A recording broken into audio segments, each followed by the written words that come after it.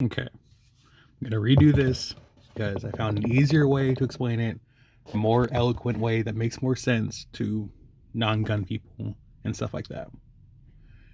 First thing about ocelot's gun jamming. First of all, I was breathing hard because I was like 200 pounds heavier than I am now, so chill. Second, these aren't cuts on my wrist. It's tattoo. I don't cut myself. Just go look at the comments. I'm not making it up. First thing is the Kodak call that Snake has with paramedic and the major after the situation. Remember, it depends on who you talk to. Like I think one of them, you talk to one of them, he actually goes to the other one, too. Is they explain what happened overall, but they don't explain why it jammed, why that made it jam. It's like, oh, he tried a technique he wasn't familiar with, and it caused the gun to jam. He tried injecting the first lobe of hand, which is 110% of translation error. The people, you can tell by the reading the reading of the script and the translation, you can tell people who were reading it didn't know gun stuff. And a lot of people, especially like the guy who's Snake's voice is anti-gun anyway, so that's a whole nother thing. But you can tell that they weren't really familiar with what happened because what they said didn't make sense. So in semi-automatic handguns, most semi-automatic handguns, including the Makarov Ocelot had, using a SIG M18 as reference, when there is a round in the chamber and you have nothing left in the magazine and you shoot that last round, the slide locks back.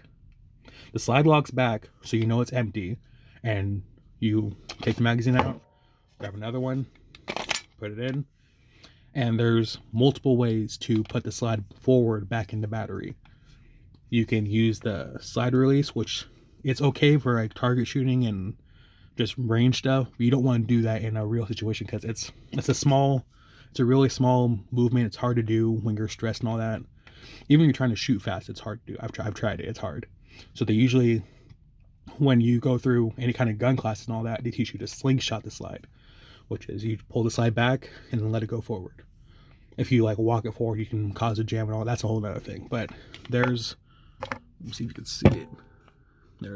There's serrations back here and up here, so you could grab it in either place. Now, normally when the slide's locked back, there's a magazine in the gun. If you pull up here, it's fine because there's nothing in the way. You could just do it from up there if you want to. It's fine. But what Ocelot did that was wrong was the Israeli Mossad type thing. What you do is you never want to have an empty gun. You never want to have a click with no bullet in there. So they do the tactical reloads. They do emergency reloads, take the magazine out. There's 2 or 3 rounds left in here. Screw it. Who cares? Go grab another full magazine, put it in, and keep shooting. Ocelot did was a mistake was he had the gun in the holster while he was talking, just like this, how this gun is right now. One in the chamber, no magazine. He pulled it out and he threw it up in the air, caught it, and he says, "If you're not the boss, then die." He does this.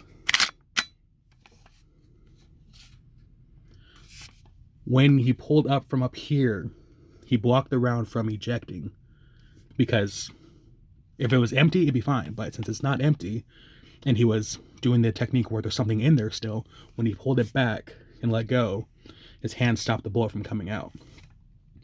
And that's when he was like, oh no, and then Snake took him down and threw him on the ground. Now, the interesting thing is, people are like, oh, what if he did it on purpose? And I think he might have done it on purpose because if you know guns, you know that's going to happen. You know that's a danger if you're screwing around. And someone who trick shoots and all that, you're going to know, like, hey, there's one in the chamber. If I rack the slide, I got to be very careful not to get this bullet in the way.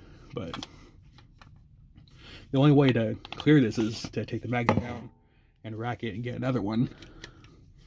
But and people are like, oh no, that's not what happened, this blah blah. Well, go on YouTube, look up Snake meets Ocelot. And like right when he says, if you're not the boss, then dive, you slow down the video, you can see he turns around and he does this. And that's when it jams. You can see his hand coming off it. The slide wasn't forward. The slide wasn't locked back like this when he did it. And he didn't just do this and get stuck. He racked it from up here.